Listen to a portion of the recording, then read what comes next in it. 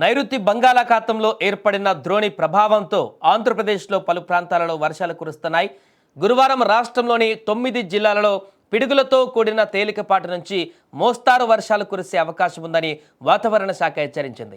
భారీ నుంచి అతి భారీ వర్షాలు కురిసే అవకాశం ఉన్నందున ప్రజలు అప్రమత్తంగా ఉండాలంటూ కూడా వాతావరణ శాఖ అధికారులు సూచించారు. మరొక పక్క నైరుతి బంగాళాఖాతం నుంచి ఉత్తర కేరళ వరకు కూడా తమిళనాడు మీదుగా ద్రోణి కొనసాగుతుందని, దీని ఫలితంగా రాష్ట్రంలో వర్షాలు నమోదవుతున్నాయని కూడా తెలిపింది.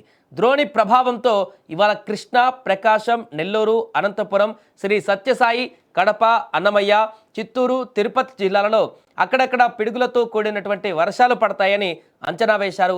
మిగిలిన జిల్లాలలో తేలికపాటి జల్లులు కురిసేటువంటి అవకాశం ఉందని కూడా వివరించారు.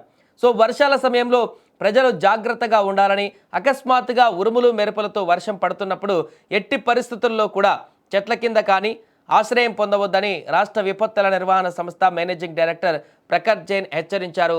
ఇక ఇదిలా ఉంటే నిన్న సాయంత్రం ప్రకాశం జిల్లా బి చెర్లపల్లిలో 65.2 మిల్లీమీటర్లు, సత్యసాయి జిల్లా గండ్లపేటలో 45 మిల్లీమీటర్లు, నెల్లూరు జిల్లా రాపూర్లో 40.5 మిల్లీమీటర్లు, విజయవాడ తూర్పులో 39 మిల్లీమీటర్ల చొప్పున వర్షపాతం నమోదైనట్టుగా విపత్తుల శాఖ వెల్లడించింది. దీంతో ఈరోజు కూడా వర్షాలు పడేటువంటి అవకాశం ఉన్న నేపథ్యంలో ప్రజలు కొంత అప్రమత్తంగా ఉండాలంటూ కూడా చెబుతున్నారు.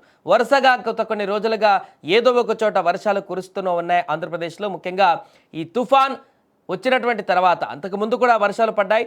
ఈ మోంతా తుఫాన్ వచ్చి వెళ్ళిపోయిన తర్వాత పూర్తిగా ఇంకా వర్షాలు రావు, సద్దుమణుగుతుంది అనుకున్నా కూడా అల్పపీడనాల కారణంగా ఇంకా అక్కడ వర్షాల ప్రభావాలైతే కొనసాగుతున్నాయి. మోంతా తుఫాన్ సృష్టించినటువంటి విధ్వంసపరమైనటువంటి పరిస్థితులు లేకున్నప్పటికీ కూడా సాధారణ వర్షం ఏ రకంగా వస్తుందో ఆ రకంగా ఇప్పుడు వర్షపాతం అయితే నమోదవుతుంది. పలు జిల్లాలలో అయితే కొంత ఎక్కువగా ఆ వర్షం నమోదవుతుంది. ఈ కారణంగా రైతులు తీవ్ర ఇక్కట్లు పడుతున్నారు.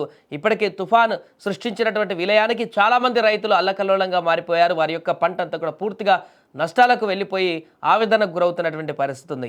అలాంటి సందర్భంలో చేతికి వచ్చినటువంటి పంట ఇప్పుడు మరలా వర్షాలు కురుస్తున్నటువంటి సందర్భంలో కూడా వాటిని కాపాడుకునేందుకు నానా తంటాలు పడుతున్నారు. ఈ నేపథ్యంలో అటు రైతులు పంటలను కాపాడుకోవడంతో పాటుగా ప్రజలు, సామాన్య ప్రజలు ముఖ్యంగా బయటకు వెళ్ళినప్పుడు హెవీ వర్షాల కారణంగా తమ కార్యక్రమాలను కొంతమేరకు తగ్గించుకోవాలంటూ కూడా చెప్తున్నారు.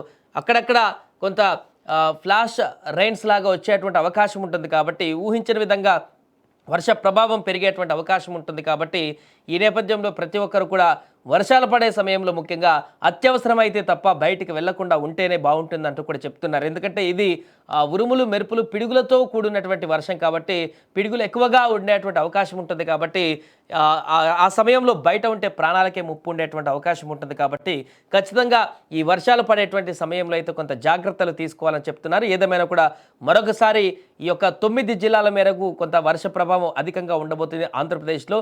ఈరోజు ముఖ్యంగా ఆ యొక్క వర్ష తీవ్రత ఉంటుందంటూ కూడా అధికారులు హెచ్చరించిన నేపథ్యంలో ఆ ప్రాంతంలోని ప్రజలైతే కొంత జాగ్రత్తగా ఉండవలసిన పరిస్థితి అయితే ఏర్పడింది.